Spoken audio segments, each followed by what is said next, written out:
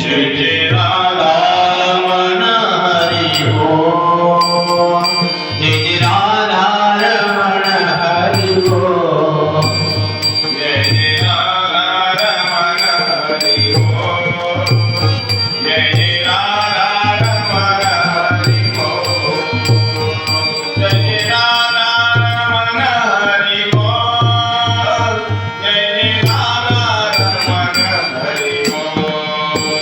बोला राधा रमण हरि बोल, जय जय राधा रमण हरि बोल, हरि बोल हरि बोल हरि बोल, जय जय राधा रमण हरि बोल, हरि बोल हरि बोल हरि बोल, जय जय राधा रमण हरि बोल, हरि बोल हरि बोल हरि बोल, जय जय राधा रमण हरि बोल, जय जय राधा रमण हरि बोल, जय राधा रमण हरि बोल.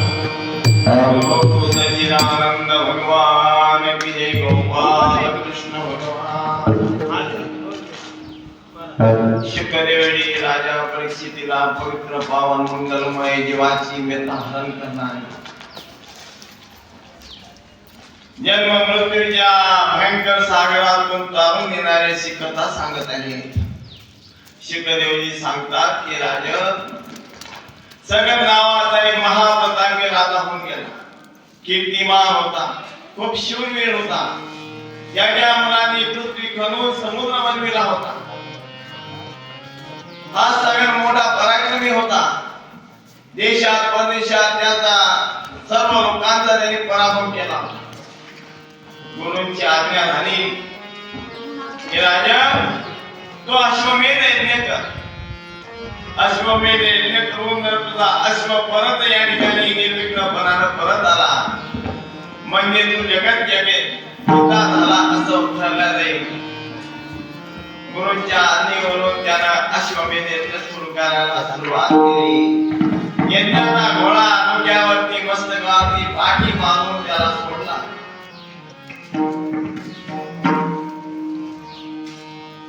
अश्वमेध यज्ञाचा घोडा जातोय.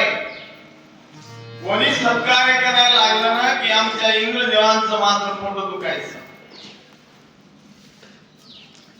आणि त्याच्यामध्ये कसं विघ्न आणायचं, काय आणायचं म्हणून त्यानं प्रयत्न करायचा. त्या इंद्राने तो अश्वाचा घोडा चोरला आणि चोरून कपिल महाराजांच्या आश्रमात बांधून नेला. सगळ राजाचे 60,000 मुलं त्या घोड्याचा शोध घेत घेत आले. कपिल महाराजांच्या आश्रमात आल्यानंतर त्यांनी पहिला घोडा बांधलेला आहे. राजाचे मुलं होते 60,000 होते, पण अविवेकी होते. विचार नाही केला त्यांनी. त्यांना असं वाटलं की या ऋषीलाच हा घोडा बांधला असावा, आणि म्हणून अविचारानं ते ऋषीला मारण्यासाठी धावले. आणि कपिल भगवंताने निस्त क्रोधाग्नीन आपले डोळे उघडून त्यांच्याकडे पाहिलं. 60,000 मुलांची राख होऊन गेली. त्या राखेचा एक भला मोठा पर्वत तयार झाला. घोडा आला नाही, मुलं आले नाही, घोड्याचा पत्ता नाही, काय करावं. आणि म्हणून सगळाची दुसरीची पत्नी होती केशिनी, तिचा मुलगा होता समंजस. हा पूर्वजन्मीचा अदृष्टयोगी होता.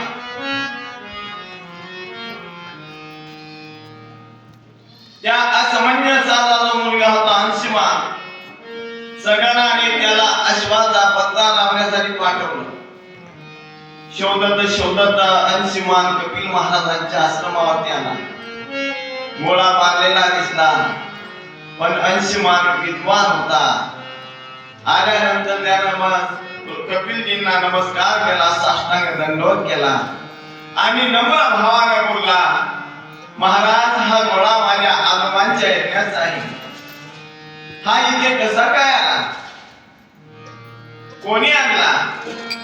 तेव्हा कपिल महाराजांनी सांगितलं की बाळा, हा घोडा इंद्राने चोरून माझ्या आश्रमात आणून बांधला. पण या घोड्याचा शोध घ्यायला माझे चुलते आले होते, पण ते चुलते परत आलेच नाही. कुठे याचा पत्ता नाही. तेव्हा त्या कपिल महाराजांनी सांगितलं की ही समोरची जी टेकडी दिसते आहे ना, ही राखेची टेकडी तुझ्या चुलत्यांच्या राखेची आहे. विचारानं त्यानं मला माझ्यावरती हात उचलायला सुरुवात केली. मला मारा ठोका असं करायला लागले. त्यांना असं वाटलं की हा घोडा मी चोरलेला आहे, मी चोर आहे, आणि म्हणून ते मला मारायला आले. माझ्या अंगावरती धावून आले आणि मी त्यांच्याकडे रागानं पाहून त्यांना जाळून भस्म करून टाकले. अंशुमानाला पश्चाताप झाला. गुरु महाराज, माझ्या चुलत्यांबद्दल मी माफी मागतो. त्यांच्या हातून फार मोठी चुकी झाली. त्यांनी आपला प्रताप, आपला महिमा जाणला नाही. संत हे संत असतात. संतांचा महिमा फार दुर्लभ आहे, दुर्गम आहे. त्यांचा महिमा काय त्यांचा महिमा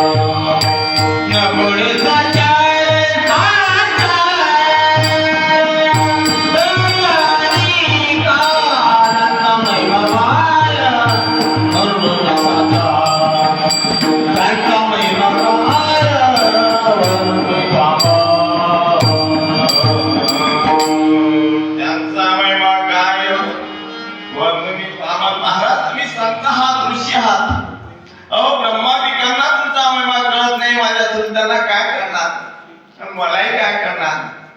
पण मी नम्र भावानं माझ्या चुलत्यांबद्दल माफी मागतो आणि हात जोडून विनंती करतो, महाराज, की माझ्या चुलत्यांचा उद्धार कसा होईल, काय केल्यानं त्यांचा उद्धार होईल. तेव्हा कपिल भगवान म्हणतात, राजकुमार, खरोखर तू फार हुशार आहे. तुझ्याजवळ शांती आहे, बुद्धी आहे, विवेक बुद्धी आहे, आणि म्हणून तू नम्र भावाने विचारलं म्हणून तुला मी सांगतो, जर या ठिकाणी स्वर्गातली गंगा आणली आणि त्या गंगेच्या पाण्याचं तीर्थाचा जर स्पर्श या राखेला झाला तर त्यांचा उद्धार होईल. असं का महाराज? ठीक आहे. गुरु महाराजांना नमस्कार करून आणि अंशुमान आपल्या वडिलांच्या, आपल्या पूर्वजांच्या उद्धारासाठी तपश्चर्या करू लागला. कठोर तपश्चर्या केली, पण गंगा माता काही प्रसन्न झाली नाही. त्याच्यानंतर त्यांचा मुलगा दिलीप यानं सुद्धा तपश्चर्या केली, तरी सुद्धा गंगा प्रकट झाली नाही. आणि मग दिलीपचा मुलगा भगीरथ यानं तपश्चर्या केली आणि गंगा माता त्या भगीरथाला प्रसन्न झाली. म्हणाली, वत्सा, सांग कशासाठी तपश्चर्या केली, माझी आराधना कशासाठी करतोय तू? माते, माझ्या पूर्वजांचा उद्धार करायचा आहे आणि त्या उद्धारासाठी तुम्ही पृथ्वीवरती येणं महत्वाचं आहे. तुम्ही जोपर्यंत पृथ्वीवरती येणार आणि तुमच्या पवित्र अशा जलाचा स्पर्श त्यांना होणार नाही, तोपर्यंत त्यांचा उद्धार होणार नाही. ठीक आहे भक्ता, तुझ्या भक्तीला पाहून मी प्रसन्न झाले. पण एक गोष्ट सांगते, मी जेव्हा वरून खाली जाईल ना, तेव्हा मात्र माझा प्रवाह या पृथ्वीला सम होणार नाही. मी पाताळात निघून जाईल. म्हणून माझा प्रवाह रोखण्यासाठी असा कोणीतरी बलाढ्य पाहिजे, शक्तिशाली, की तो माझा प्रवाह रोखून धरेल. असा कोण आहे? भगीरथानं विचार केला. भगीरथाच्या लक्षात आलं की गंगेचा प्रवाह सांभाळणारा, थोपवणारा फक्त एकच आहे जगात, देवादिदेव महादेव. आणि मग महादेवाला प्रसन्न करायचं, प्रगट करायचं त्याच्यासाठी नमः शिवाय, ओम नमः शिवाय, नमः शिवाय, नमः शिवाय, ओम नमः शिवाय, हर हर नमः शिवाय, ओम नमः शिवाय, हर हर भोले नमः शिवाय.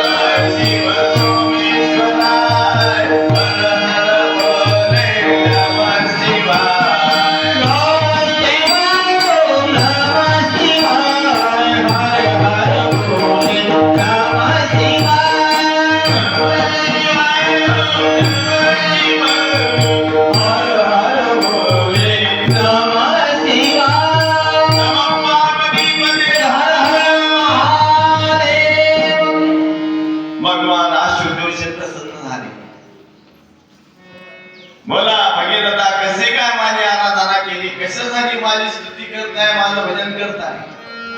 प्रभू, माझ्या पूर्वजांचा उद्धार करायचा आहे. त्याच्यासाठी गंगा खाली येणार आहे.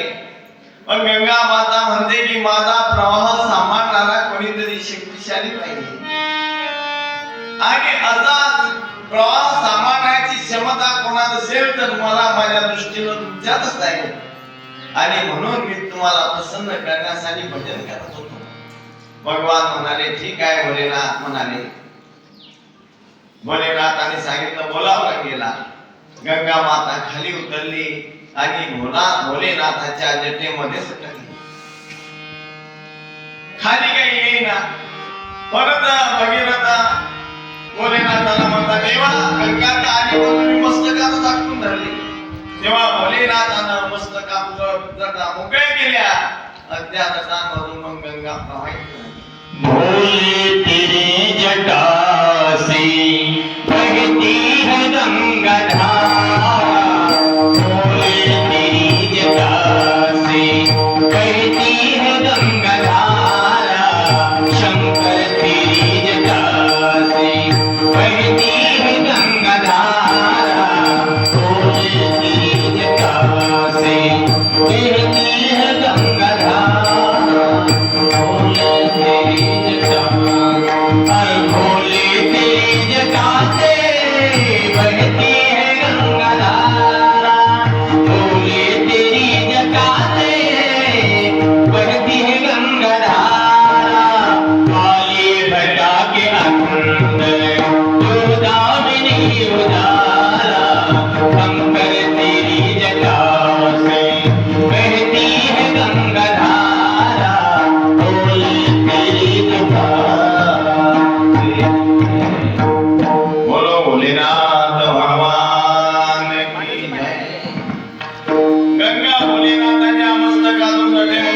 निघाली.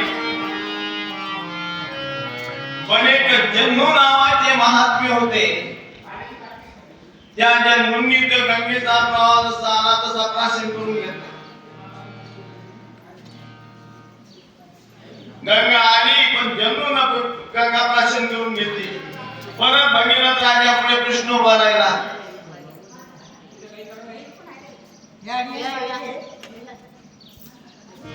ही गंगा पुढे गेली. त्या भगीरथ राजाने त्या जन्नू ऋषीची स्तुती केली. जन्नू ऋषी म्हणाला तुला त्या गंगेचं काम आहे का? ठीक आहे मी प्रकट करतो. त्याला वाटलं मुखातून जर गंगा काढली तर ही गंगा उष्टी होईल. म्हणून त्या जन्नू ऋषीनं आपल्या मांडीतून ती गंगा प्रकट केली आणि म्हणून त्या गंगेचं नाव एक जान्हवी पडलं. भगीरथानं आणलं म्हणून तिचं नाव भागीरथी पडलं. जन्नू ऋषीने प्रकट बरोबर आहे का मला? मैं संसारी आदमी हूँ, प्रपंच में फंसा हूँ, मुझे तो कोई अभ्यास नहीं है. बड़प्पन है आपका. तुम तो बाल ब्रह्मचारी योग भ्रष्ट साधु है. संस्कृत तुम्हारी सब समता भगवत श्रीमद भागवत पाठ है मुझको. हमें तो संस्कृत का ज्ञान ही नहीं. संस्कृत कैसे बोलते क्या बोलते उसका कोई सत्ता नहीं, कोई रसवनी का कोई हमारे पास में कोई है नहीं. जैसा है वैसा उल्टा सीधा कहते रहना. लोगों का आग्रह है कुछ तो भी होने को चाहिए, इसलिए हम भागवत कथा कर रहे हैं. अच्छी बुरी भगवान जाने. गोपाल कृष्ण भगवान की जय. आणि मग ती गंगा आल्यानंतर कपिल महाराजांच्या आश्रमापासून गेली आणि त्या सगळ राजाच्या मुलांच्या त्या राखीच्या ढेऱ्याला तिचा स्पर्श झाला आणि त्यातून ते उद्धार झाला. त्यांचा उद्धार झाला. त्यांना सद्गती प्राप्त झाली. अशा रीतीनं शुकदेवजी महाराज सगळ राजाची भगीरथची कथा सांगतात. याच काळामध्ये पुढे जाऊन फार मोठमोठे राजे होऊन गेले. खटवांग राजा एक इतका शूरवीर होता खटवांग राजा की देवांचं आणि दैत्यांचं युद्ध झालं.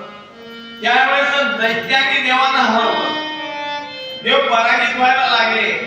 तेव्हा देवांनी खटवांग राजाला राजाची याचना केली की तुम्ही यावं आम्हाला मदत करा. खटवांग राजा गेले. खटवांग राजाने युद्धात देवांच्या बाजूने युद्ध केलं आणि दैत्यांचा राक्षसांचा पराभव केला. देव प्रसन्न झाले. राजन आम्ही प्रसन्न आहे काय? वर मागायचं तो मागा. खटवांग राजा म्हणे तुमची जर एवढी ताकद होती तर मला कशाला बोलवलं तुम्ही? अरे तुम्ही हारत होते तर तुम्ही तुमच्या विजयासाठी माझी अपेक्षा केली, याचना केली आणि तुम्ही मला काय वर देणार? मला तुमच्या वराची गरज नाही. सांगायचं असेल ते एवढं सांगा. माझं आयुष्य किती राहिले नाही. तेव्हा देवांनी त्याला सांगितलं पाहिलं. बृहस्पती म्हणतो की फक्त 1 तास आहे. आता 1 तासात काय करायचं? आपलं आयुष्य असतं. आपल्याला 100 वर्षात 50 वर्षात 60 वर्षात 40 वर्ष किती अवधी आहे तरी आपण आपल्या जन्माचं सार्थक करते. पण त्या खटवांग राजाने अवघ्या 1 तासात काय केलं? 1 तास वेळा खटवांग राजानी. 1 तास वेळा खटवांग राजानी.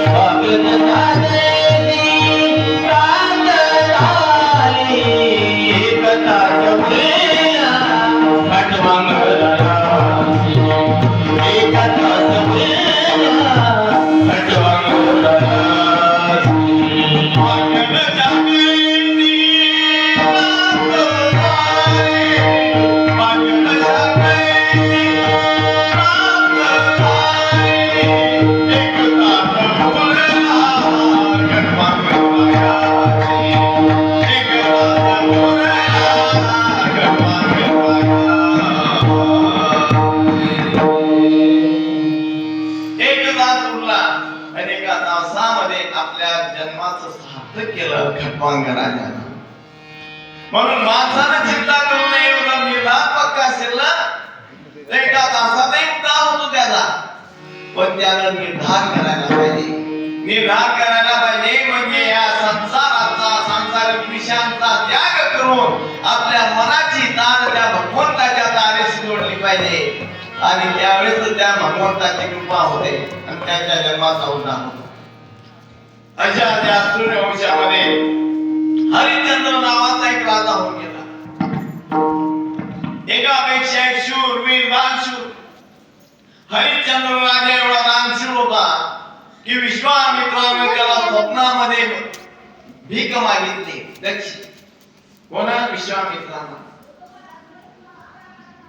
काय मागितलं की राजा मला तुझं राज्य पाहिजे. विश्वामित्रानं हरिश्चंद्र राजा म्हणाले ठीक आहे. पण खरंच सकाळी उठल्या आपल्या सूर्योदय झाल्याबरोबर विश्वामित्र त्या राजाच्या दरबारामध्ये आले. सकाळी राजा तुम्ही मला रात्री स्वप्नामध्ये राज्य दान दिलाय.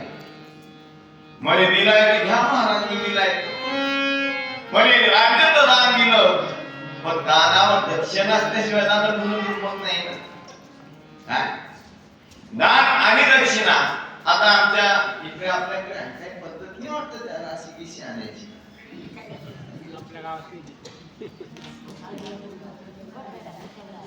मला तर त्याची काही गरज नाही. पण रिक्त हाताने यायला काहीतरी आलं ते आणलं तर काही ते पुजारी माहिती तरी उपयोगात पडेल. तर दक्षिणा आपण राशी जी आणतो ना राशी म्हणजे ते दान आणतो आणि त्या दानावरती दक्षिणा म्हणून त्याच्यावरती रुपया 2 रुपये काही ठेवतो. ज्याच्यावर काही नसतो त्यानं तुळशीचं पान ठेवायचं. त्यांनी भगवंताला ते मंजूर आहे. विश्वामित्र म्हणता की तुम्ही मला दक्षिणा दिली नाही. आता राजा हरिश्चंद्र दानशूर होता. सत्यवचनी होता. कारण रघुवंशाचीच परंपरा अशी होती. रघुकुल रीती सदा चली आई प्राण जाय पर वचन आनंद. काय करावं दक्षिणा देण्यासाठी. दक्षिणा मागितली पण दक्षिणा मागण्यासाठी त्यांनी जर देह समर्पण केला असता माझ्या दृष्टीनं तर ऋषी खुश झाले असते आणि प्रश्न मिटला असता. पण किती दक्षिणा पाहिजे या हरिश्चंद्रानं सांगितलं प्रधानजीला. प्रधानजी आपल्या तिजोरीतून 1000 सोन्याच्या मोहरा आणा आणि या महाराजांना दक्षिणा द्या. महाराज म्हणाले वेळा झाला काय तू. अरे तुझं राज्य तुम्हाला दान केलं. राज्याबरोबर राज्यातली तिजोरी सर्व काही मला आलं. ते माझं झालं. तुझं काय आहे ते मला दे. मग माझं काय करावं. शेवटी त्या दक्षिणा देण्यासाठी त्यांनी स्वतःला विकून घेतलं. एवढ्यावरच त्यांची किंमत आली नाही. पत्नीला सुद्धा विकलं आणि विकून घेतल्यानंतर ती दक्षिणा त्यांना दिली. भक्ती फार कठीण आहे बाबा. भक्ती नाही साधी गोळी. भक्ती आहे सुळावली पोळी. भक्ती नाही कठीण सुळावरील पोळी. भक्ती नाही कठीण सुळावरील पोळी. मिळातो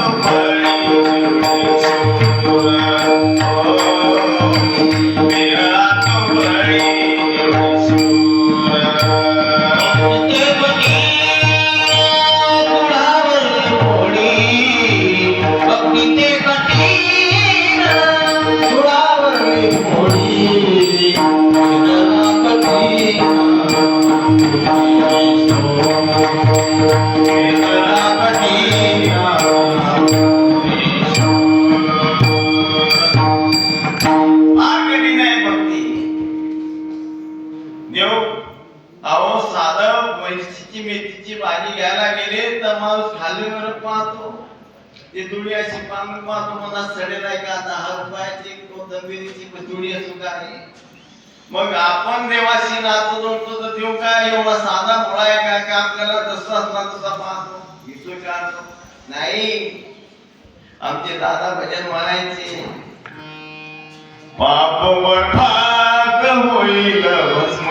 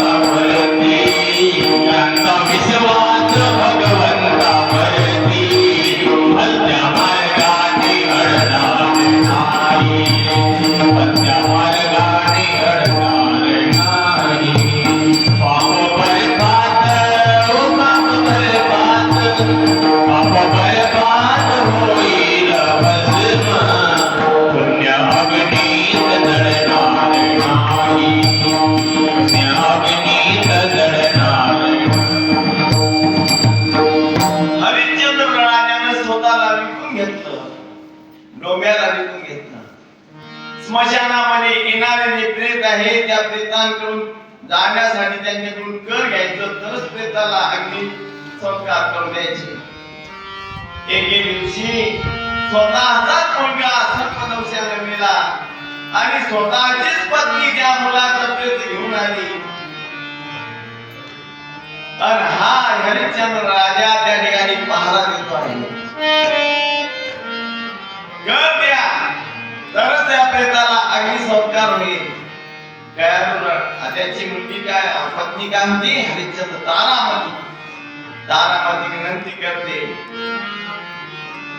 हा महाराज असा प्रसंग आहे तो की डोळे भरून येतात, हृदय भरून येतात. काय काय भगवंत कसोटी घेतली, शेवटी कसोटी घेतली. काय करावं आणि कसं तरी पुन्हा तिनं ते स्वतःला विकून घेतलं आणि तो कर दिला. तेव्हा भगवंत प्रगट झाले की धन्य आहे तुमची पत्नी, तुमचा निर्धार. असे एकापेक्षा शूरवीर दाते या सूर्यवंशात झाले. खटवांग राजाचा मुलगा होता भाऊचा मुलगा होता रघु आणि रघु त्या नावावरून त्या सूर्यवंशाचं नाव आणि रघुवंश पडलं. रघुवंशाचा मुलगा होता अजयाचा मुलगा होता दशरथ. दशरथ राजा सार्वभौम राजा होता, पण दशरथ राजाच्या ठिकाणी एक खिन्नता होती. एके दिवशी वशिष्ठजींनी विचारलं, राजन सार्वभौमेश्वर तुमच्या जवळ आहे, चतुरंगी सेना आहे, पण तरी तुम्ही उदास का आहे? तुमच्या चेहऱ्यावरती उदासी आहे, याचं कारण काय? तेव्हा राजा दशरथ म्हणता, गुरु महाराज मी बरोबर ओळखतो. तुम्हाला सांगू का माझ्या उदासीचं कारण? पुत्र सेवे राज्यम सर्व दुःखाय जन्मले. महाराज मी पुत्रहीन असल्या कारणानं हे संपूर्ण राज्य मला दुःखदायक वाटतंय. एवढे ऐश्वर्य आहे, भोग आहे, पण मला त्याच्यामध्ये लक्ष लागत नाही. कारण एक मुलगा आहे, त्याच्यामुळे सर्व शून्य वाटतं. वशिष्ठजी म्हणतात, चिंता करू नका, तुम्हाला मुलगा पाहिजे ना तर एक नाही चार मुलं होतील आणि साक्षात भगवंत तुमच्या घरी अवतार घेतील. कारण तुम्ही पूर्व काळामध्ये तपश्चर्या केलेली होती, भगवंत प्रसन्न झाले होते आणि भगवंतांनी तुम्ही वर मागितला, भगवंताने सांगितलं वर मागा, तर तुम्ही भगवंताला सांगितलं की प्रभू जर आमच्यावर तुम्ही प्रसन्न आहे, वर द्यायचाच असेल तर आम्हाला तुमच्यासारखा मुलगा पाहिजे. मग माझ्यासारखा मुलगा, देवासारखा मुलगा कोण असेल? साक्षात देवच म्हणाले की मला तुमच्या घरी मुलगा म्हणून यावं लागेल. आणि ते भगवंत आले. मग त्याच्यासाठी काय करायचं? मुलगा व्हायला पाहिजे म्हणून वशिष्ठ गुरूंनी शृंगी ऋषींना बोलवलं आणि ऋष्य शृंगाच्या हाताने पुत्र कामिष्ठी यज्ञ केला. पुत्र कामिष्ठी यज्ञातून यज्ञ पुरुष बाहेर पडला. हातामध्ये खिरीचं भांड आहे, पात्र आहे. ते वशिष्ठ गुरूंनी राजा दशरथाकडे दिलं आणि सांगितलं की आपल्या पत्नींना हे खीर आहे, जे क्षीर आहे, प्रसाद आहे, हा वाटा. आता या रामायणामध्ये थोडं दुर्मत आहे. एकनाथ बाबा म्हणतात की पहिले कौशल्याला दिलं, मागून कैकेयीला दिलं म्हणून कैकेयी रुसली. तुलसीदास बाबा म्हणतात की सुमित्रेच्या हातावरून ते घालीनं झळकलं. कोणाचं काही असो. एका बाजूला म्हणतात एकनाथ बाबा म्हणतात की कैकेयीचे मुलं भरत आणि शत्रुघ्न आहे. तुलसीदास बाबा म्हणतात की कैकेयीचे सुमित्रेचे मुलं भरत आणि शत्रुघ्न आहे. मतमतांतर आहे. मग तो प्रसाद घेतला आणि आपण तुलसीदासानुसार चालू. तो प्रसाद पट्ट राणी धर्मपत्नी कौशल्या माता होती म्हणून तिला दिला.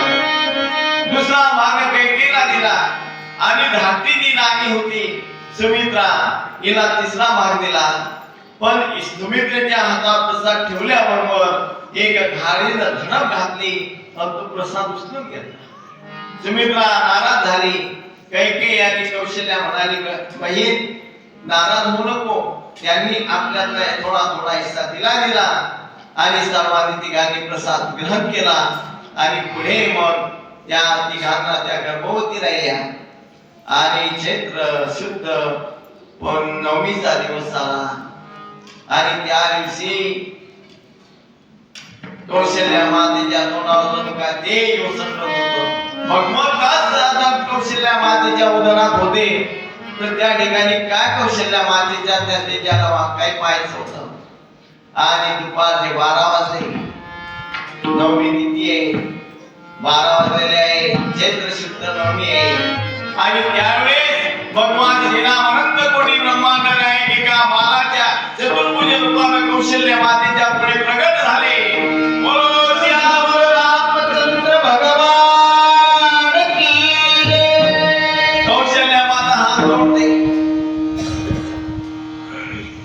तुम्ही कोण म्हणजे मी तुमचा मुलगा कोण मंजूर करेल कोण कबूल करेल 4 हाताने एवढा मोठा मुलगा हे पितांबर धारण करेल मी तर भगवंताला प्रार्थना केली होती की लहानचं बाळ तानं बाळ म्हणून माझ्या कुशीमध्ये जन्माला यावं त्याला मी स्तनपान करावं छाती लावावं आणि हे तुम्ही माझ्या समोर शुभ राहिले कोण मंजूर करेल मला त्याचा काय वात्सल्य भावाचा मला काय फायदा होणार मातृप्रेम मिळणार नाही भगवंत म्हणाले काही हरकत नाही आई मी लहान होतो भगवंतानं आपलं रूप लहान केलं लहानशा बाळाचं रूप घेतलं आणि कौशल्या मातेच्या पुढे प्रगट झाले बोलो श्याम रामचंद्र भगवान की जय नंतर निरोपाला की कैकेयीला सुद्धा मुलगा झाला नंतर निरोपाला सुमित्रेला दोन मुलं झाले राजा दशरथाला सर्व पदही द्यायला लागले अवध में आनंद भयो जय श्री राम की अवध में आनंद भयो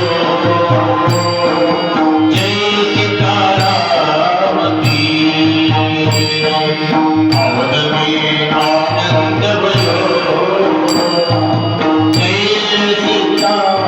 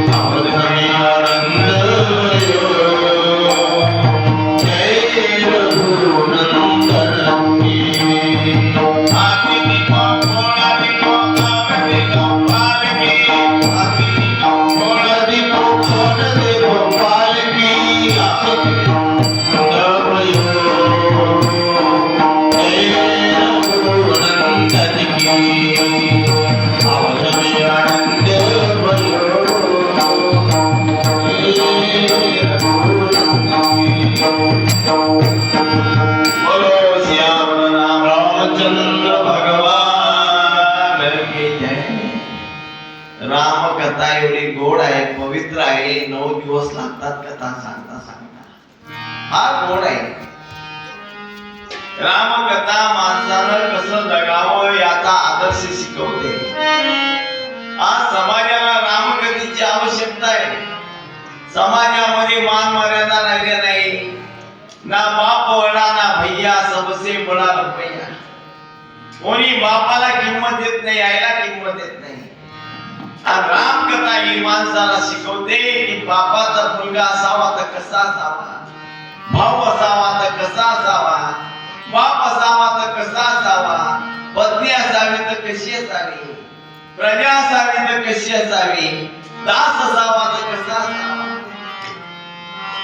एक एक पात्र रामायणाचा आदर्श घेण्यासारखं आहे आणि आपल्याला भागवत कथा पूर्ण करायची आहे म्हणून संक्षिप्त रामायण आपण पाहू आता हे 4 राजकुमार मोठे झाले दुडू दुडू दुडू दुडू चालायला लागले पायात पंजे नाही ठुमक चलत रामचंद्र आने पैजनिया ठुमक चलत रामचंद्र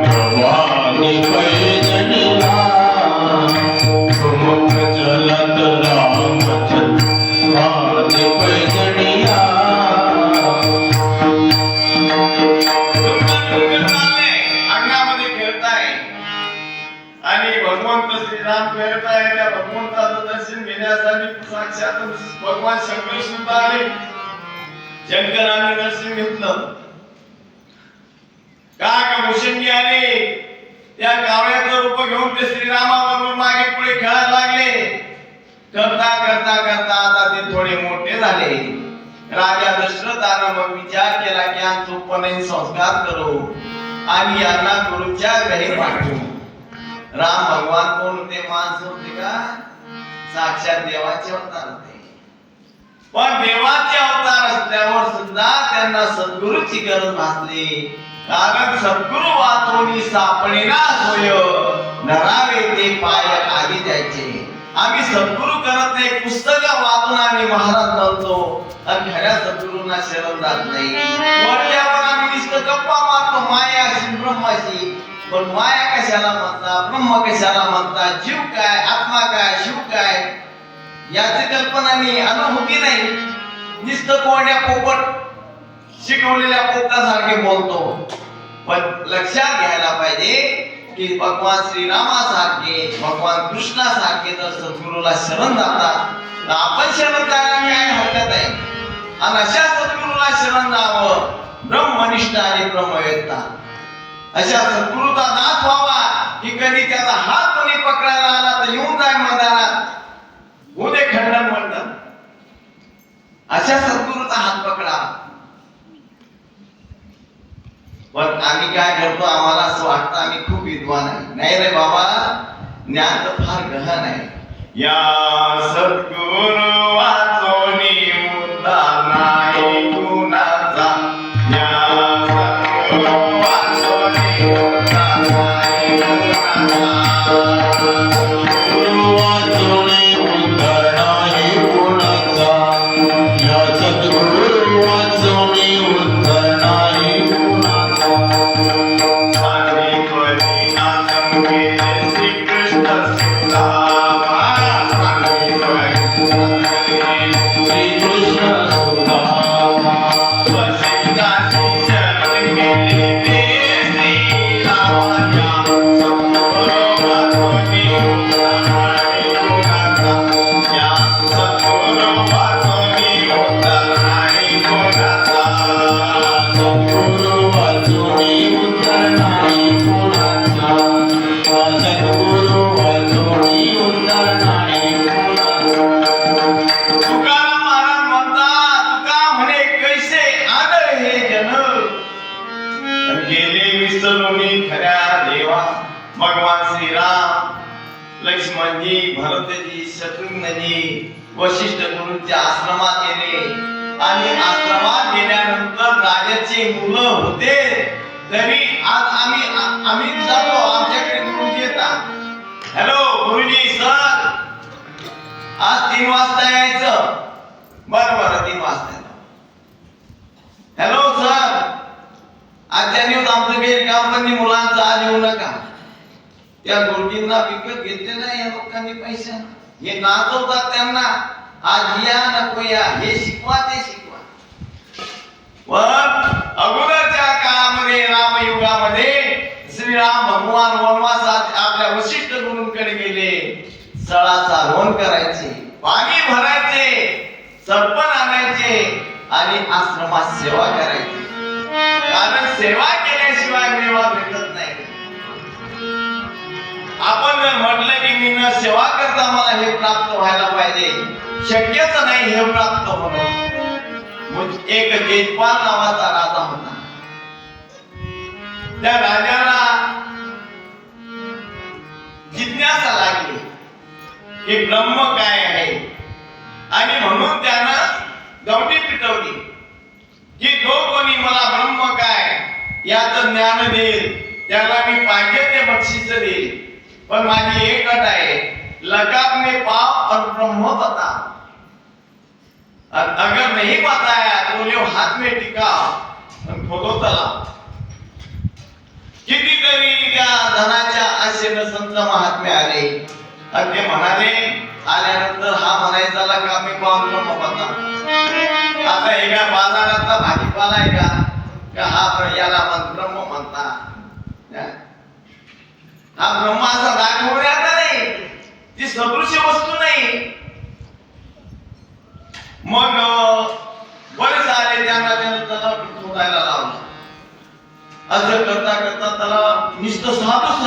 आणि त्यांच्या हातात तलाक होत नाही. मुकुंद राज स्वामी आले, त्यांना म्हणलं का हो महाराज तुम्ही तलाक होताय? हा म्हणे बा त्या राजा जयपालानं त्यानं सांगितलं का मी पांढरं होता. आता ते ब्रह्म काय याला एवढ्या सहजासहजी दाखवायचं म्हणे, सेवा केल्याशिवाय काय ब्रह्म दाखवलं नाही. म्हणून आम्हाला तलाक होण्याची पाळी आली. ठीक आहे म्हणे. राजा म्हणून आला जयपालाकडे, राजन मी तुला ब्रह्म दाखवतो, पण माझी एक आहे, मी जर तुला ब्रह्म दाखवलं तर मला तुझ्याकडून धन नको आहे. हे जेवढे साधू तुम्ही टीका तलाक होण्याला लावले ना, यांना मुक्त करायचं. म्हणे चालेल महाराज. बोलवा घोडा. बोलवला घोडा. ठेवा लगाममध्ये पाय. लगाम मारा मुळी. लगाममध्ये पाय घेऊन मुळी मारतो तोपर्यंत मुकुंद राज स्वामीने घोड्याच्या पाठीवर थाप मारली. थाप मारल्याबरोबर घोड्यासहित राजाला समाधी लागून गेली. दुसरी थाप मारली. राजा घोडाही सावध झाला, राजाही सावध झाला. राजा म्हणतो महाराज मला तो आनंद दाखवा, तुम्ही मला सावध काय केलं? मला ते दृश्य पाहू द्या, तो ब्रह्मानंद घेऊ द्या. मुकुंद राज स्वामी म्हणता राजा नमुन्याची मिठाई फुकायची असते. भावला पेढा ताईला देते की घ्या घ्या, पण यानं एक हात घेतल्यानंतर म्हटलं की अजून द्या. तो म्हणतो तुम्ही जरा पैसे द्या, विकत घ्या. ही नमुन्याची मिठाई फुकट आहे. खरी मिठाई जर पाहिजे असेल तर ती विकतच मिळेल. आणि ती विकत घेण्यासाठी तुका म्हणे जीव भाव देवा पायी घेऊन या काही न मागती. गोपाल कृष्ण भगवान की जय. गुरु महाराजांकडून ज्ञान संपादन केल्यानंतर घरी आले आणि तेवढ्यामध्ये विश्वामित्रजी आले. विश्वामित्रजी आले तर राजा दशरथानं वशिष्ठजींनी विश्वामित्रजींचं स्वागत केलं, आदर केला. जोपर्यंत विश्वामित्रजींनी काही मागितलं नाही ना तोपर्यंत राजा दशरथ त्या विश्वामित्रजींना अगदी आहो काहो आदरानं बोलत होता. पण विचारलं महाराज कसं आहे ना केलं तुम्ही? राजा मी तुम्हाला काही मागायला आलो. मागायला आलो म्हणता बरोबर विश्वामित्राची किंमत कमी होती. कारण मागणारा माणूस म्हणजे एकदम त्याची किंमत कमी होऊन जाते. म्हणून तर म्हटलंय भिक्षा पात्र अवलंबने जवळीने लाजीरवाने ऐशियासी नारायणे उपेक्षिते सर्वथा. राजन म्हणतो आता काय मागायचं मागा ना, काय मागायचं देतो. महाराज मला तुमचे 2 मुलं पाहिजेत, राम आणि लक्ष्मण. राम आणि लक्ष्मण म्हटल्याबरोबर तर राजा आता थंडा झाला, बीपी लो झाला. महाराज तुम्ही काय मागताय? अहो आपल्या वयाच्या पुढे गेल्यानंतर मला मुलं झाले. माझ्या रामासारखा मुंड सद्गुणी मुलगा कोणी नाही जगात. आणि त्या रामाला पाहिल्याशिवाय मला चैन मिळत नाही. आणि माझ्या रामाला तुम्ही मागताय, मी रामाला नाही देऊ शकत. वशिष्ठजी विचार करतात की जर या रामाला या राम लक्ष्मणाला राजा दशरथाला नाही दिलं तर हा विश्वामित्र आहे, हा शाप देऊन टाकेल. मागे यानं काय केलं होतं माहित आहे का विश्वामित्रानं? शंकू राजाला स्वर्गाचे नवीन स्वर्ग तयार केला होता. बरोबर आहे महाराज? श्री शंकूसाठी त्याचं नाव अजून वेगळं काहीतरी होतं. हा काय केलं सांगता येत नाही. म्हणून तो वशिष्ठजी त्या राजाला सुनवतात शांत राहा. महाराज मी कालच यांची पत्रिका पाहिली तर यांच्या पत्रिकेमध्ये श्रीराम लक्ष्मणाच्या पत्रिकेमध्ये लग्नाचा योग आलेला आहे. आणि मला असं वाटतं की हे विश्वामित्रजी तो योग घडवण्यासाठीच आले असावे. खरंच का माझ्या मुलाचा लग्नाचा योग आहे का? मग तर मी सहज पाठवतो.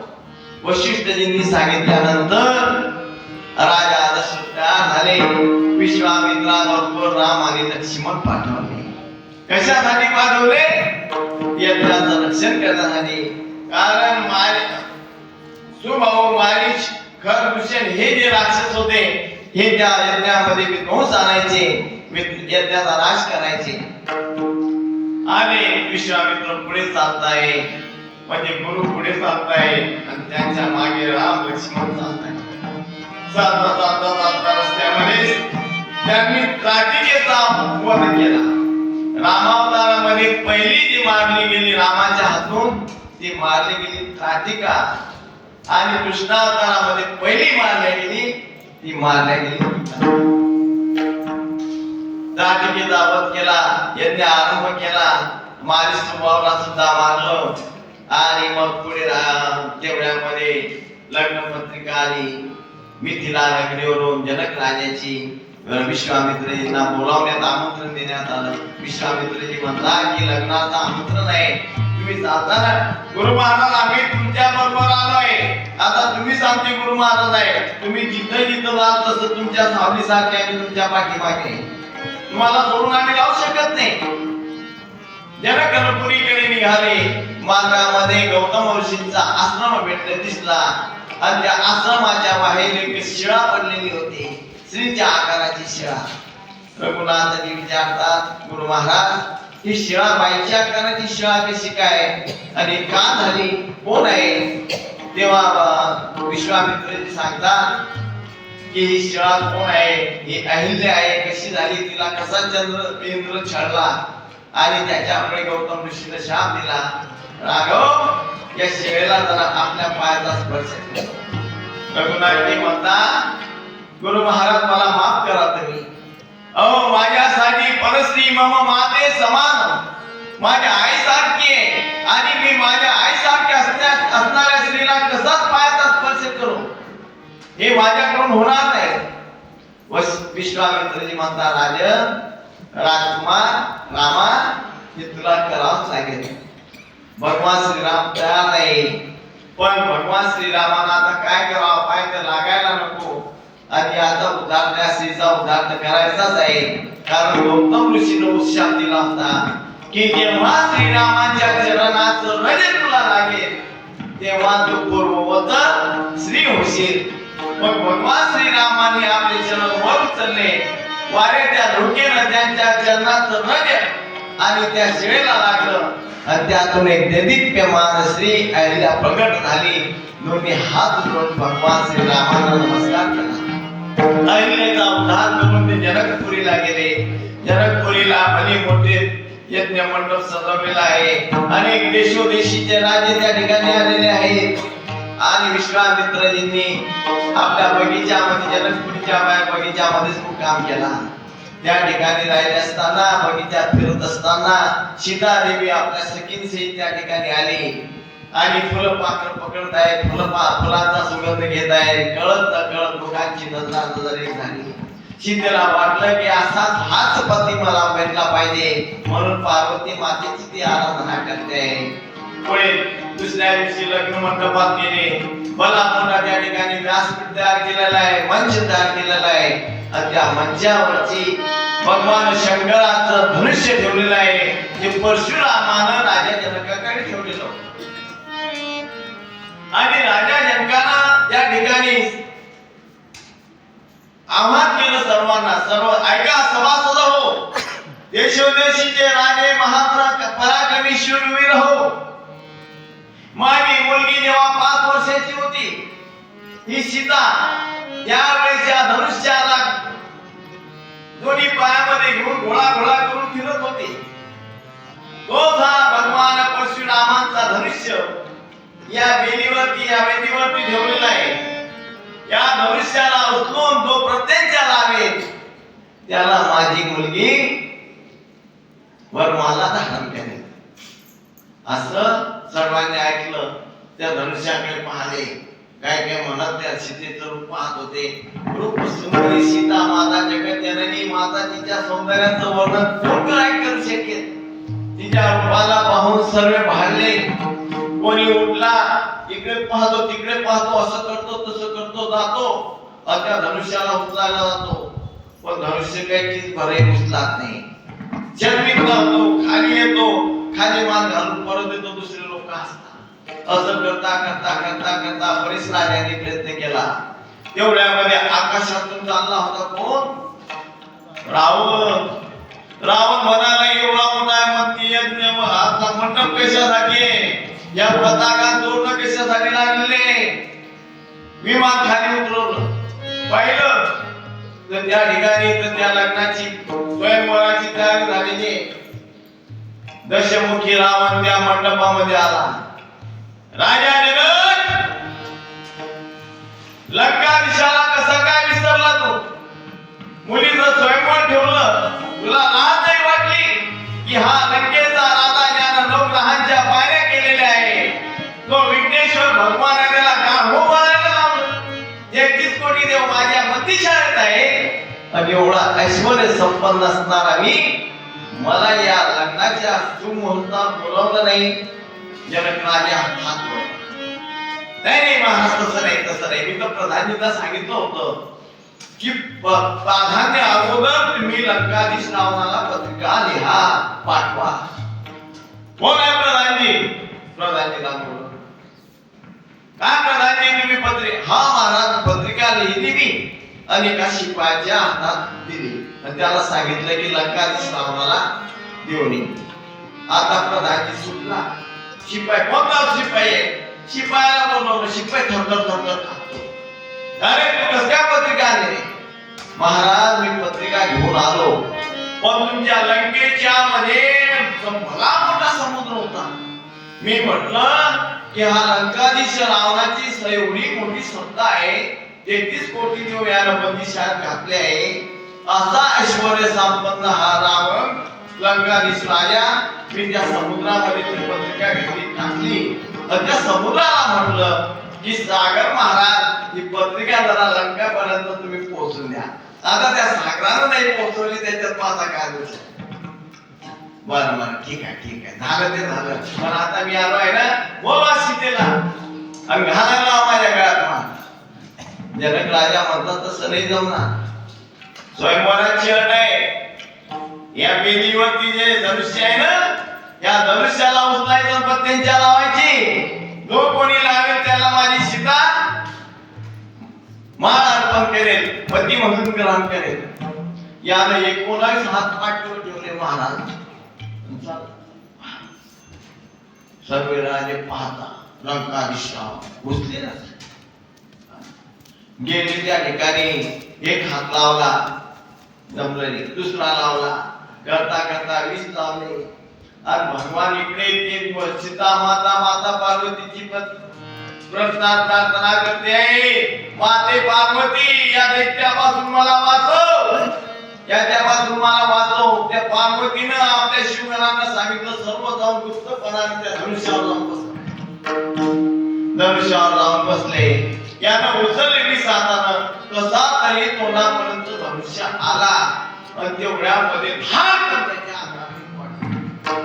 जनक राजा बोलले अरे धरा उचला ब्रह्महत्या लागेल, आपल्या शुभ कार्यामध्ये विघ्न येईल, ब्राह्मणाचं पोरग मरून जाईल. आणि म्हणून सर्व शिपाई 1000 शिपाई थांबले आणि त्यांनी तो धनुष्य उचलून बांधला. आता रावणाची अवस्था झाली. रावण लज्जित झाला, तेथून निघून गेला.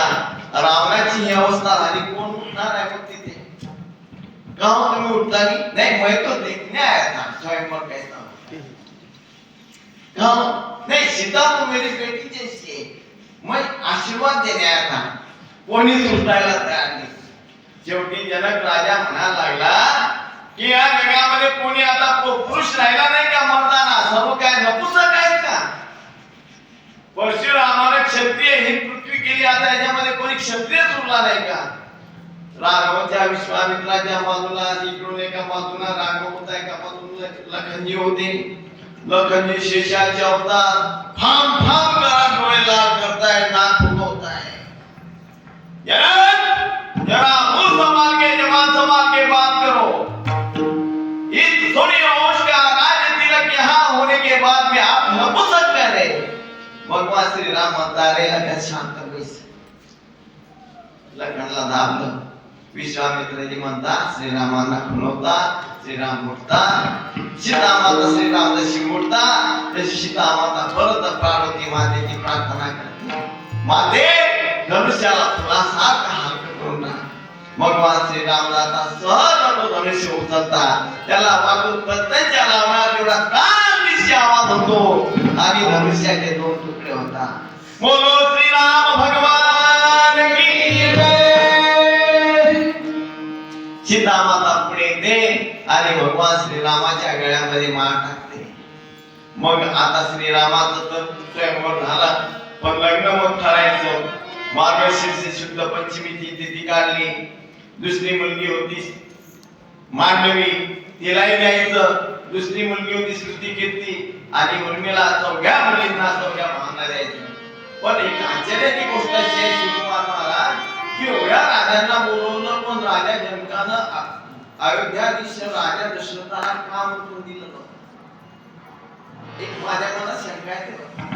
सर्व राजे आले पण अयोध्येचा राजा आला नाही. जेव्हा स्वयंवर झालं तेव्हा त्यानं पत्रिका पाठवली आणि मग सांगितलं की आमची मुलगी तुमच्या मुलाला दिली, लग्नाची मुक्ती ती आहे, तुम्ही वरात घेऊन या.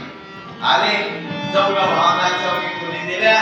आनंदानं 6 महिने वरात ठेवली त्या ठिकाणी आणि मग 6 महिन्यानंतर वाटी लावले.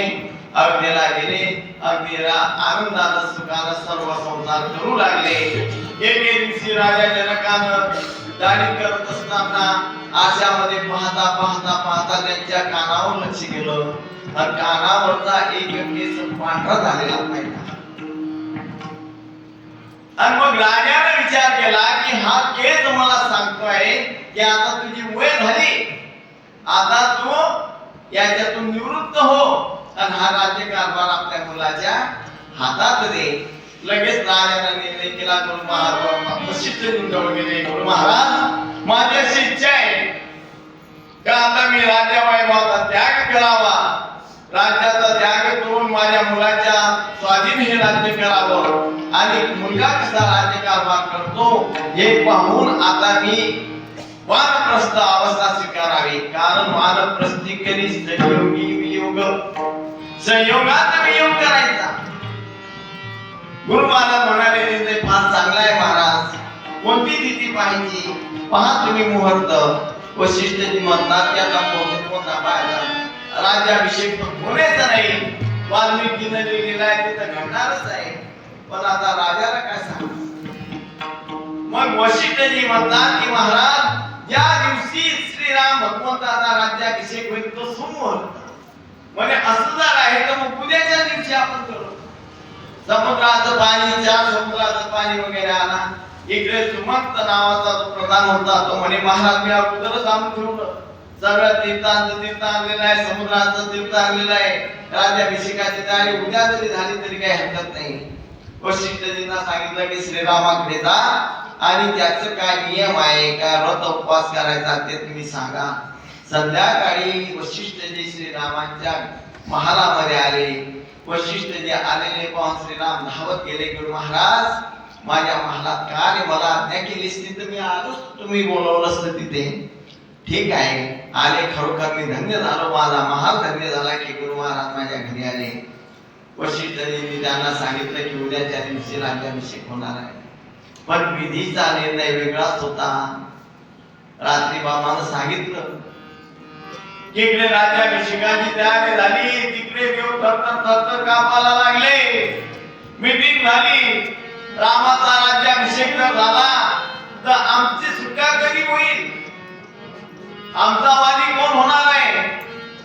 आणि म्हणून सर्वांनी विचार केला काय करावं. विघ्नेश्वरी देवीला दुर्बुद्धीला की तुम्ही जा अयोध्येमध्ये आणि अयोध्येमध्ये जाऊन ही जी बुद्धी आहे राज्याभिषेकाची तयारी झालेली आहे, असं कार्य करा की कोणाची तरी बुद्धी कोणामध्ये प्रवेश करून दुर्बुद्धी निर्माण करा आणि हे कार्य होणार नाही असं काहीतरी करा. ती घाबरली कशी काय जाऊ मी अयोध्येमध्ये येऊन ती त्या बगीच्यामध्ये राहिली. बाबांनी वेगळं सांगितलं, थोडसा मागासा माझ्या ऐकिवात आहे की मंत्रा फुलं घेण्यासाठी बगीचा झाली होती आणि त्या बगीच्यामध्ये तिनं पिकलेलं कलिंगड असं फाकलेलं कलिंगड पाहिलं. ते लाल भडक कलिंगड पाहिल्याबरोबर तिच्या मनामध्ये इच्छा निर्माण झाली का कलिंगड खावं. आणि त्या ठिकाणी त्यांनी बरोबर सांगितले, हिवराच्या रानात ही जशी कलिंगडाजवळ गेली तशी ती दुर्बुद्धी त्या कलिंगडामध्ये प्रवेश केला आणि तिनं ते कलिंगड घेतलं, खाल्लं. आणि आल्यानंतर तिथून आल्यानंतर तिच्या मनात दुर्बुद्धी आली. इकडे काही तिचं स्वागतच करत होती, फुलं आणायला गेली, अजून कशी फुलं आणली, अजून माझी त्यांनी फणी कशी केली नाही. काही मध्ये कागद एवढा वेळ का लागला. लगेच तिने ते फुलं फेकले, हातपाय झटका लागली. म्हणे राणी साहेब तुम्हाला काही माहित आहे का? म्हणे काय झालं? म्हणे अहो 6 महिन्यापासून रामाच्या राज्याभिषेकाची तयारी आहे. तुम्ही म्हणता की राजा दशरथाचं माझ्यावरती प्रेम आहे, माझ्यावरती प्रेम आहे, हे तुम्ही भुलीत आहे. अहो ती कौशल्य आहे ना, तिने त्या राजाला पूर्ण मोहून टाकलेलं आहे. राजा फक्त तुमच्यावर प्रेम आहे असं दाखवता, नाटक करता. वास्तविक राजाचं प्रेम तुमच्यावर नाही. म्हणे काय सांगते तू? अहो तुमच्या रामाचा राज्याभिषेक होणार आहे उद्याच्या दिवशी. या ऐकल्याबरोबर तर कैकेयीने आपल्या गळ्यातला चंद्रहार काढला आणि त्या मंथरेला दिला. हे मंथरा, माझा राम जेव्हा राजा होईल ना तेव्हा मी तुला 2-3 गाव बक्षीस म्हणून देईन. तुला माझं दासीचं काम करायचं काम पडणार नाही. त्या मंथरेनं तो घेतलेला चंद्रहार घेतला, तो फेकून दिला आणि हातपाय घासायला लागले, रडायला लागली. कैकेयी म्हणते तुला काय झालं? काय झालं काय? माझ्या रामाचा राज्याभिषेक होतोय आणि तुला एवढं दुःख काय? मला काय करायचं आहे? रामाचा राज्याभिषेक हो का भरताचा राज्याभिषेक हो. मी तर काही काशी पासून नाही बनणार नाही, पण मी तुमच्या मीठ खाल्लेलं आहे.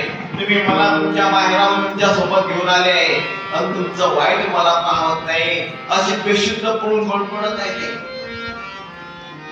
तुम्हाला काय सांगावं की राम राजा झाल्यानंतर तुम्हाला त्या कैकेयीचे हातपाय दाबा, कौशल्याचे हातपाय दाबावे लागतील. हे रडते आहे, हातपाय झटकते आहे. कैकेयी आपली प्रिय दासी म्हणून तिच्या जवळ गेली आणि तिच्या अंगावर हात ठेवला. अगं मंथरे काय झालं मला सांग. हात ठेवल्याबरोबर कैकेयीच्या डोक्यामध्ये सुद्धा विकल्प गेला आणि कैकेयीला सुद्धा बुद्धी ती फिरली. म्हणे आता तू बरोबर खरं सांगते का मला? हो. म्हणे मग आता काय करायचं? तर मंथरा म्हणजे तुम्हाला वर दिलेले आहेत ना राजा दशरथानं. जेव्हा देवांचं युद्ध झालं होतं, आग तुटलेला होता, तुम्ही राजा दशरथाबरोबर गेले होते आणि तेव्हा तुम्ही रथ सावरला आणि राजाला विजय मिळवून दिला.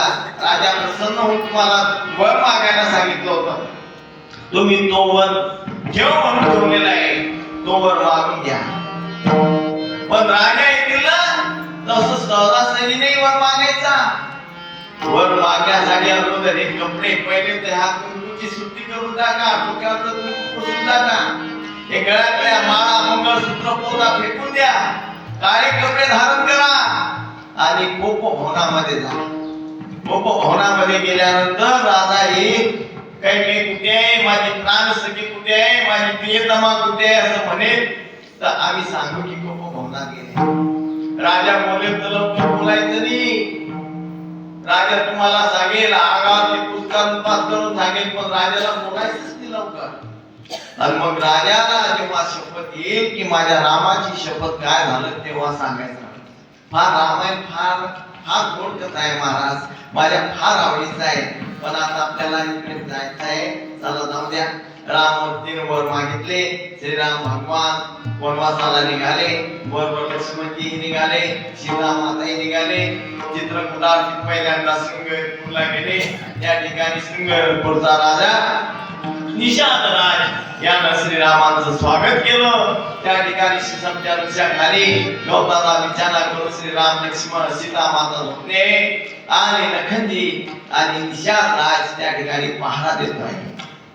भगवान श्रीरामांना गवताच्या चटईवर झोपल्याबरोबर निषाद राजाच्या डोळ्यातून अश्रू निघायला लागले, रडायला लागला आणि त्या कैकेयी मातेला अपशब्द बोलू लागला. लखनजी, इतने प्यारे राजकुमार को जंगल में बेचते हुए उस कैकेयी की जीभ कैसी झड़ नहीं गई? उसे ऐसी दुर्बुद्धि वह मां है क्या सर्पिनी है? तेव्हा लखनजी म्हणतो, अरे मित्रा निषाद राजा, तू कैकेयी बद्दल बोलू नको. तेव्हा फार सुंदर त्यानं उपदेश केला. त्याचं नाव लक्ष्मण गीता आहे. कहून काहू सुख दुःख करदाता,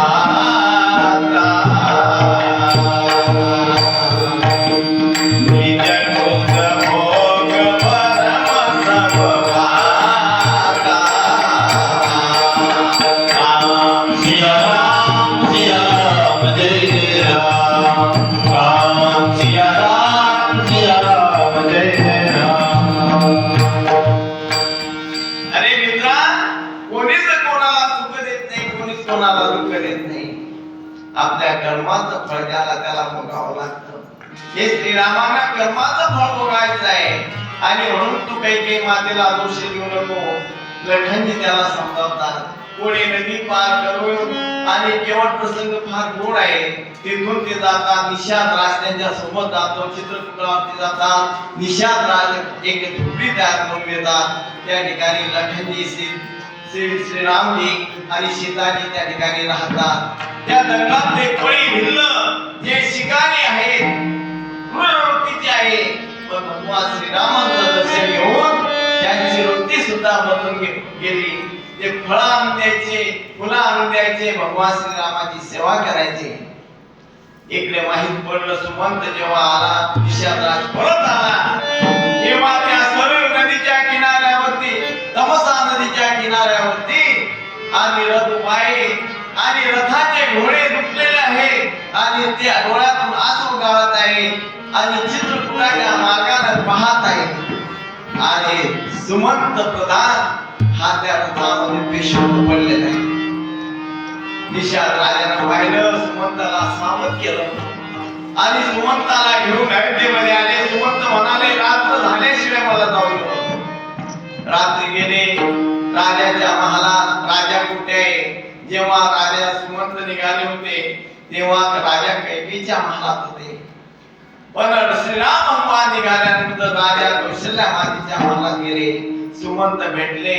सुमंताला विचारला, आणलं का तुम्ही माझ्या नावाला? आणलं का माझ्या लखनला? आणलं का सीताजीला? सुमंतानं सर्व हकीकत सांगितली. 6 दिवस होते गेले झाले होते मायबाप हो. आणि म्हणून त्या राजा दशरथानं राम राम कही राम राजा गए हो सुरत.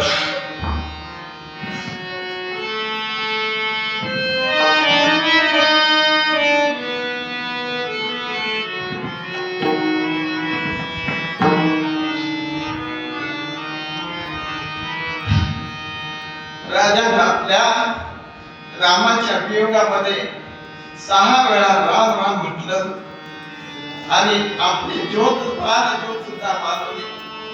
प्रेमाने राजा दशरथ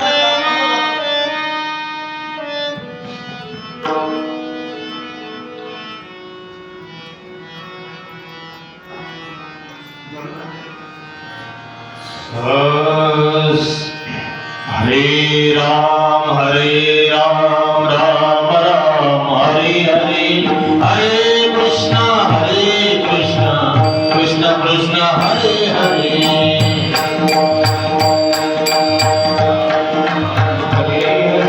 हरे कृष्ण कृष्ण कृष्ण हरे हरे. हरे राम राम राम हरे हरे. हरे कृष्ण कृष्ण कृष्ण हरे हरे. हरे राम राम हरे हरे.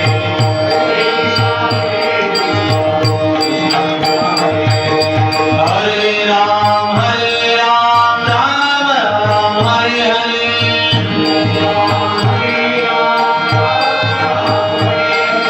हरे कृष्ण कृष्ण कृष्ण हरे हरे.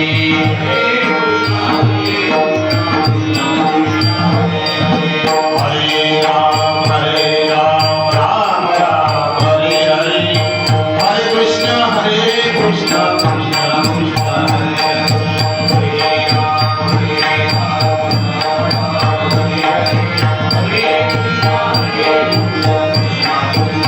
श्याम रामचंद्र भगवान की जय. मला माफ करा सज्जनो, केव्हा कथा करतो ना, माझ्या डोळ्यासमोर ते सर्व चित्रपट आहेत आणि म्हणून माझं हृदय भारावून येतं.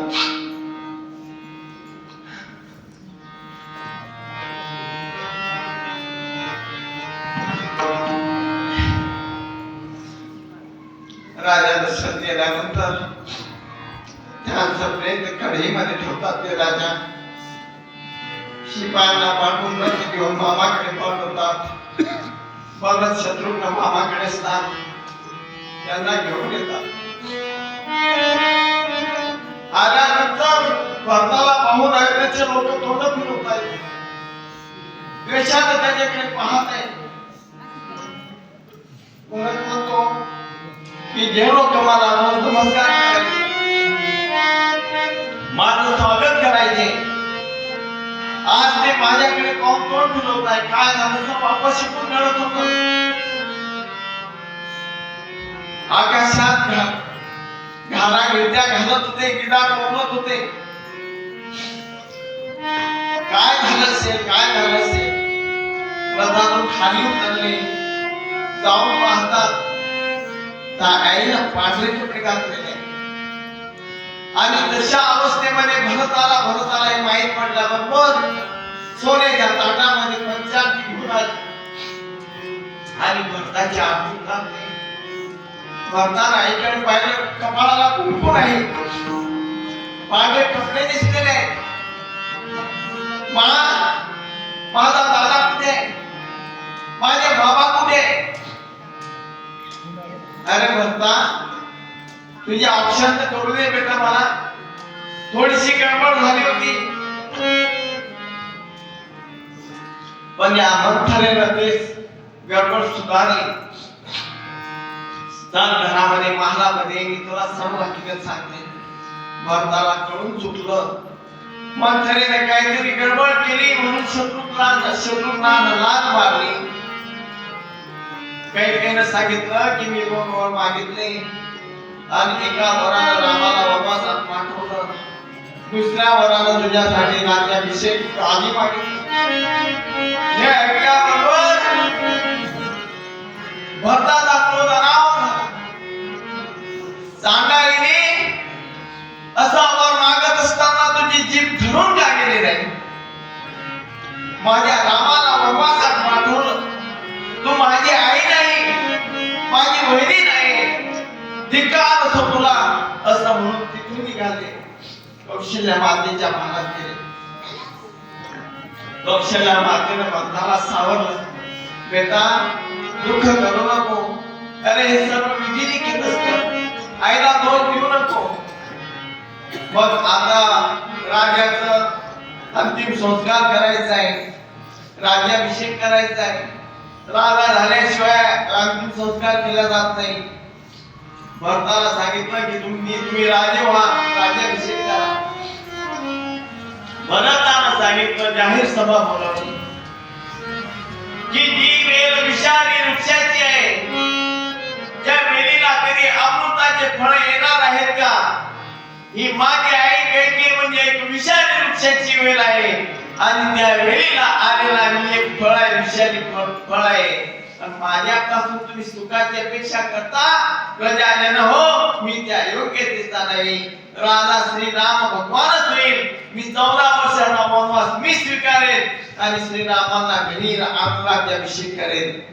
मी राज्याभिषेक नाही करणार. नंतर सर्व राजा वशिष्ठ मुनींनी सांगितलं.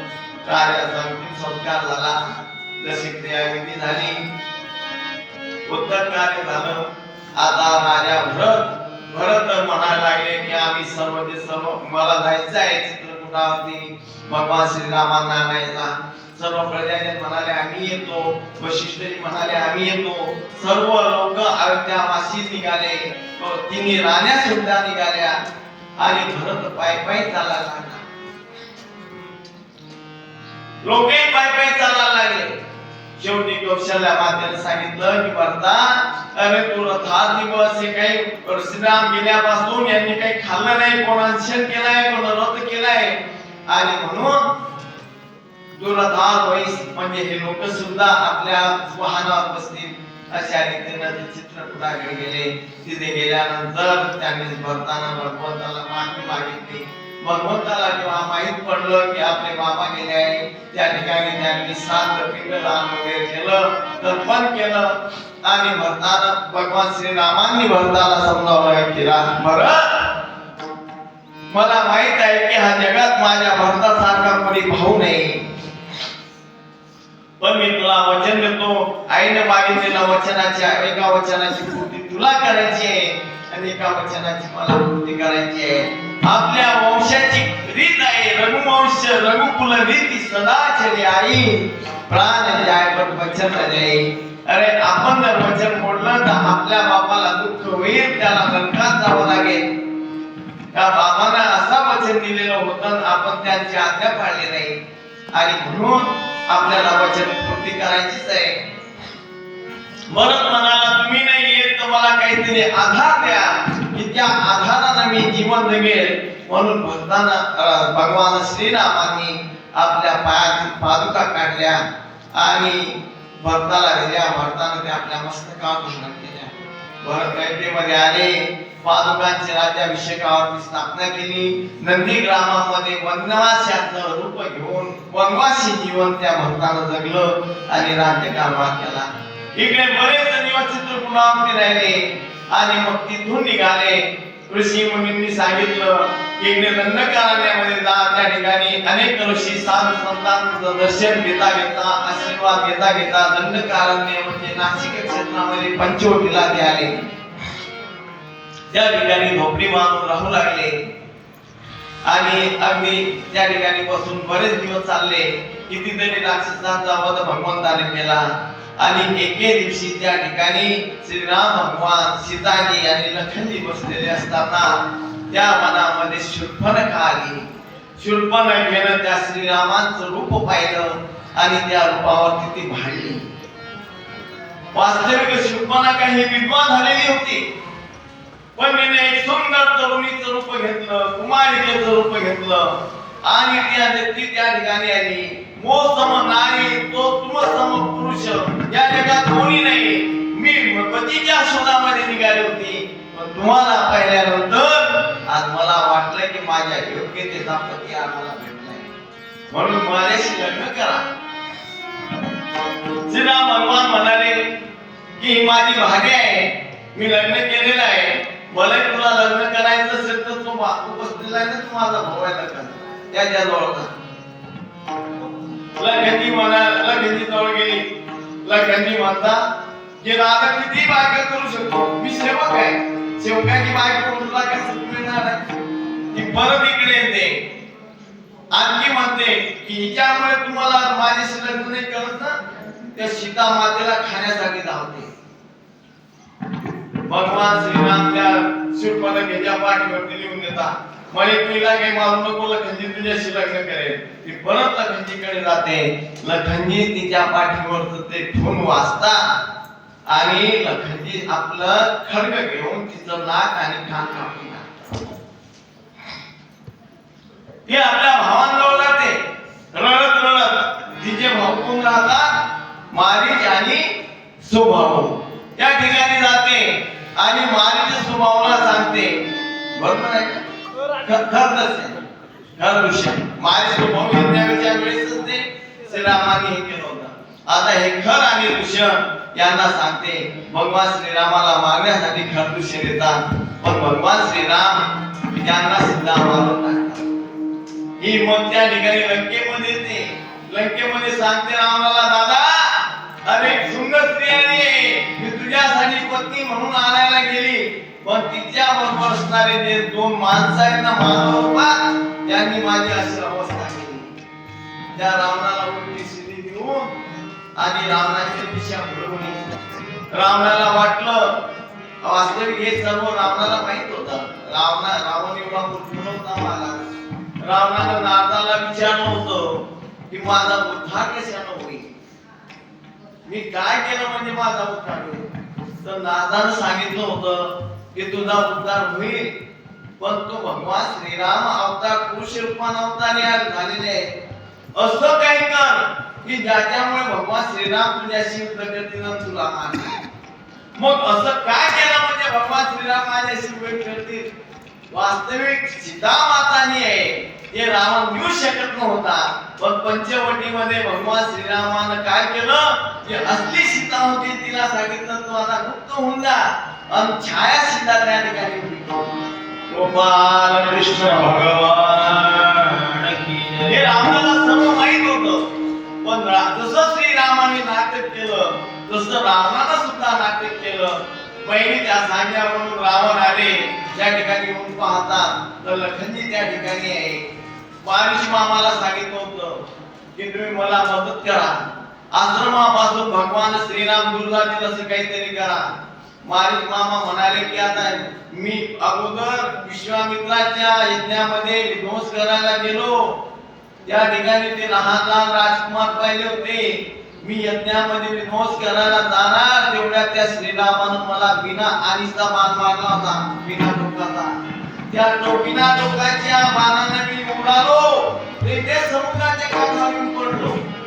आणि आता त्याच्याशी मला त्याच्यापुढे मला पाठवताय मी नाही जाणार.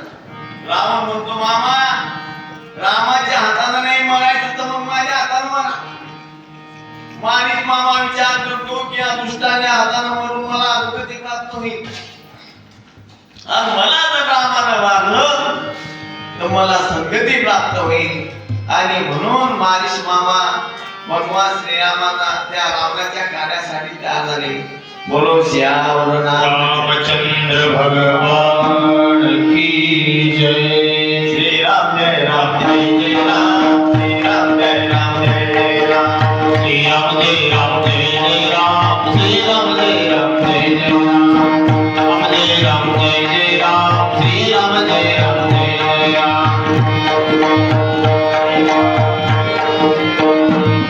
आर रघुपति राघव राजा राम, पतित पावन सीताराम. आर रघुपति राघव राजा राम, पतित पावन सीताराम. पतित पावन सीताराम, पतित पावन सीताराम. श्री राम जय राम जय जय राम, श्री राम जय राम जय जय राम, श्री राम जय राम जय जय राम, श्री राम जय राम जय जय राम, श्री राम जय राम जय जय राम, श्री राम जय राम जय जय राम, श्री राम जय राम जय जय राम, श्री राम जय राम जय जय राम. बोलो श्याम रामचंद्र भगवान की जय. मारिश मामाने स्वर्णमृगाचं रूप धारण केलं, रावणाने एका साधूचं रूप धारण केलं आणि मारिश मामाच्या आश्रमाच्या पुढे फिरायला लागला. सीता मातेनं ते पाहिलं आणि सीता मातेनं ते स्वर्णमृग पाहिल्याबरोबर आपल्या पतीजवळ भगवान श्रीरामांजवळ आशा व्यक्त केली. स्वामी किती सुंदर असं हे सोन्याचं मृग आहे. त्या मृगाची जर चामडीची आणि तिच्या कातडीची जर कंसोळी केली तर मी कशी दिसेन?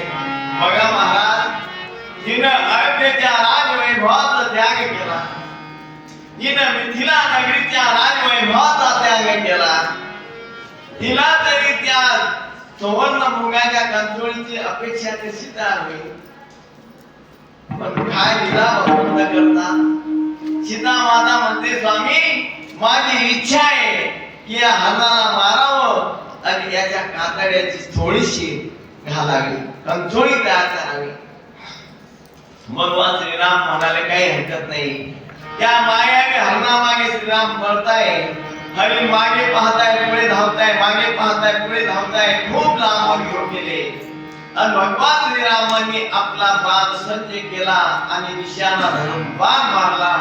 बाण लागतो आहे तेवढ्यामध्ये धाव लक्ष्मणा, धाव लक्ष्मणा असा आवाज त्या वारीच्या सीता मातेच्या कानावर आवाज आला. भाऊजी तुमच्या भावावरती काहीतरी संकट आहे, त्यांनी आरोळी मारली. धाव लक्ष्मणा, धाव लक्ष्मणा. तुम्ही जा आणि बघा त्यांच्या मदतीला जा काय झालं. लखनजी म्हणता वहिनी साहेब, माझ्या भावाला या 3 लोकांमध्ये कोणी हरवणारा, दुःखामध्ये संकटामध्ये आणणारा कोणीच नाही. हे काहीतरी मायावी आहे, ही राक्षस या माया आहे आणि त्याच्यामुळे माझ्या भावाचा आवाज काढला. तेव्हा बघा सीता मातेनं भगवान श्री लक्ष्मणावरती आक्षेप घेतला. आता माझ्या लक्षात आलं की 14 वर्षाचा वनवास माझ्या पतीला श्रीरामाला दिला आणि तुमचा वनवासाची काही एक संबंध नसताना आपल्या सुंदर पत्नीचा त्याग करून, उर्मिलेचा त्याग करून तुम्ही आमच्या बरोबर आले. आज माझ्या लक्षात आलं की तुमचा डोळा माझ्यावरती आहे. तुमच्या भावाचं काही भलं पुढं व्हावं आणि तुम्ही माझ्या सोबत राहावं अशी तुमची इच्छा आहे ना. लक्ष्मणानं कानाला हात लावला. वहिनी, असं बोलू नका. खूप दुःख झालं लक्ष्मणाला. ऐकायला नको, ऐकायला नको. नाही दादा, इच्छा नसताना लक्ष्मी त्या ठिकाणावर निघाले. वहिनी, तुम्ही काय माझ्याबद्दल अर्थ केला? मी जातो, पण एक लक्षात ठेवा, ही रेष मारून मी जातोय. रेषेच्या बाहेर जाऊ नका. मला जाताना श्रीरामाने सांगितलं होतं की आश्रमामध्ये श्री सीताजींचं रक्षण करण्याची जबाबदारी तुझी आहे. मग तुम्ही असे शब्द सांगितले, वापरले की त्याच्यामुळे मला जावं लागतंय. लखनजीने रेषा मारली. लखनजी गेले. मारीचाला मारून श्रीराम भगवंत परत येत होते. लखनजीला पाहिलं, लखन कशासाठी आला? फार घात झाला. लखनजी तिकडे जातो आहे तेवढ्यामध्ये हा 7 रूपाचा राम निघाला. ओ भिक्षांते! सीता माता भिक्षा घेऊन बाहेर आली.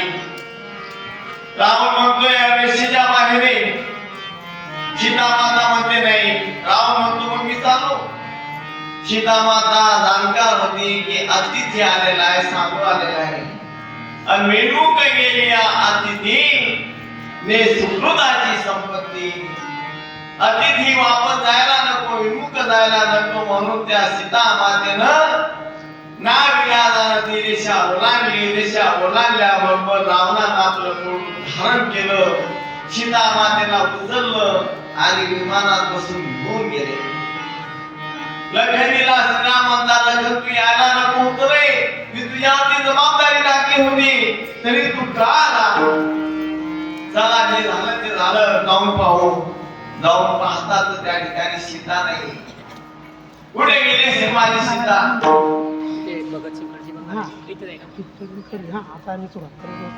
बाबा सगळ्याला आमंत्रण. 2:30 भोजन 2:30 विठ्ठल मंदिरात. भगतसिंग भाऊ, भगतसिंग आणि सिंग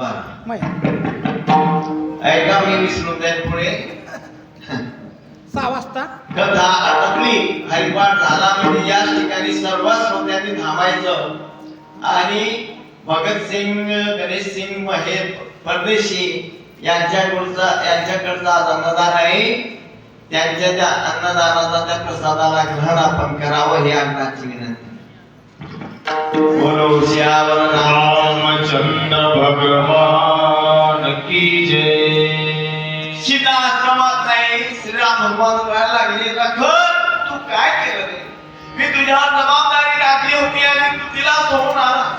दादा मी येत नव्हतो, पण वहिनीला बोलू नये ते बोलली आणि ते शब्द मला सहन झाले नाही दादा, म्हणून नाही दादा मला यावं लागलं. मला माफ करा. लोक भाऊ जात आहे. पुढे जातात तर पाहताय का रक्ताच्या थारोळ्यामध्ये राम राम राम तुटलेले पंख आहे आणि रक्ताच्या थारोळ्यामध्ये एक गिद्ध पक्षी, गटाय पक्षी राम राम करत आहे. राम राम आवाज कोण करतोय? आवाजाच्या दिशेने गेले. पाहतात रक्तामध्ये माखलेला तो गटाय पक्षी आणि त्या गटाय पक्षी जवळ गेले. श्री रामाने ओळखलं की हा तर माझ्या वडिलांचा मित्र आहे. जटाई हा राजा दशरथाचा मित्र होता. म्हणून श्रीराम भगवान म्हणतात, काका तुमची अशी अवस्था कोणी केली, काय झालं?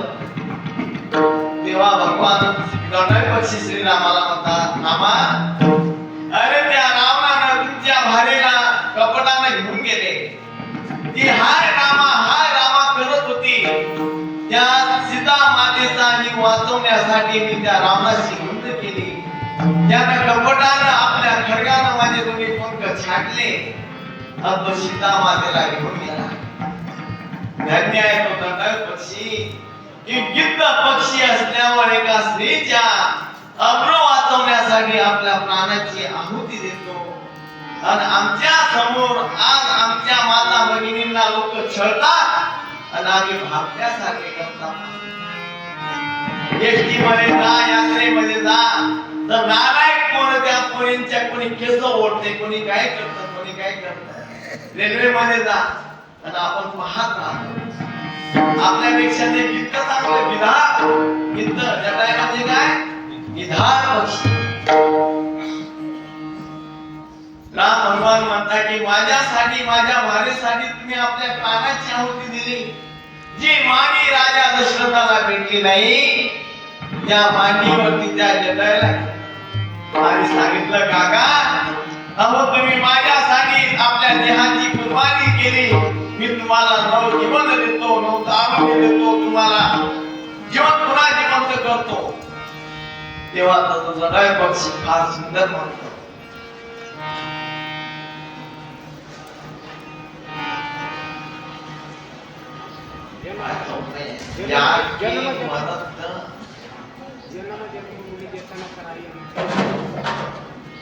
फार सुंदर आहे ते.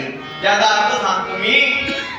बघ तो जटाय म्हणतो की भगवान, तुमचं नाव एकदा मरता मरता जर मुखात आलं तर त्याला मुक्ती मिळते. असं तुम्ही असणारे सगुण साकार परमात्मा आज मला मानीवर घेऊन उभे राहिले, बसलेले आहे. जी मानी राजा दशरथाला भेटली नाही, जी मानी मला भेटली. आणि एवढं सौभाग्य सोडून मी नासक्या कुसक्या देहाची आशा करू नाही. या करे नाम मंत्र मुक्ता.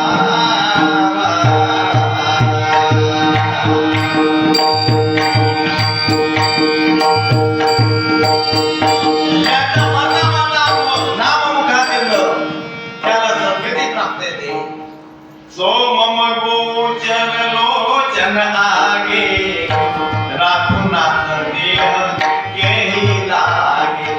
हे भगवान, तुम्ही माझ्या समोर असल्या मी हा देहाला का राखा? आणि म्हणून त्या श्रीरामांच्या मानेवरती प्राण त्याग केला, श्रीरामाच्या आगी संस्कार केला आणि पुढे निघाले. जाता जाता जाता सुग्रीवाची भेट झाली. किष्किंधा पर्वतावर सुग्रीवानं हनुमंतराय आले, हनुमंताची भेट झाली. हनुमंतरायाने सुग्रीवाची आणि श्रीरामाची मैत्री करून दिली. आता सीता मातेच्या शोधासाठी निघाले.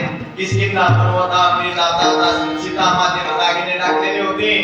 ते दागिने ती पुतळे घेऊन सुग्रीवाला म्हणे, एक विमानातून एक स्त्री रडत होती आणि तिनं आपल्या अंगावरचे दागिने फेकले. ते दागिने आमच्या जवळ आहे.